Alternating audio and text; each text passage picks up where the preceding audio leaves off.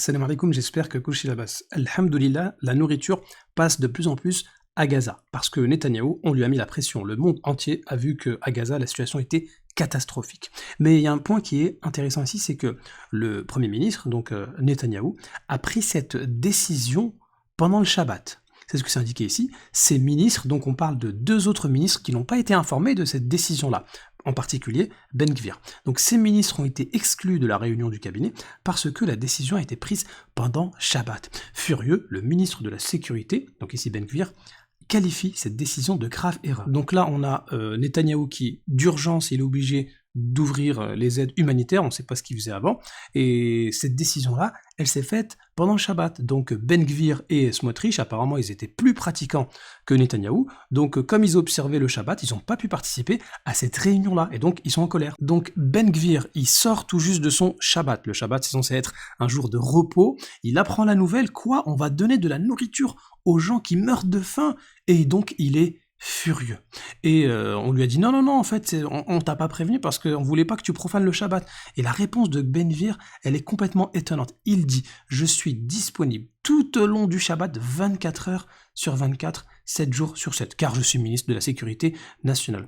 Donc en fait, nous avons un ministre qui serait pratiquant, et juste après être sorti du Shabbat, le Shabbat c'est le jour du repos, la spiritualité, etc. et tout, et lui il nous dit non, en fait, j'étais disponible, il fallait m'informer, donc j'aurais pu rompre mon Shabbat parce que c'est urgence, etc. Et quelle était l'urgence ? Eh bien l'urgence c'était qu'il ne fallait pas apporter de la nourriture à des gens qui meurent de faim. Pourtant quand on prend la Torah, Exode chapitre 20, c'est là où il y a les 10 commandements, on nous parle du commandement d'observer le Shabbat. Et après on nous parle de quoi ? Tu ne tueras point. Une autre version des 10 commandements, c'est dans Deutéronome chapitre 5, même chose, on nous parle du Shabbat, le fait d'observer le jour du repos, etc.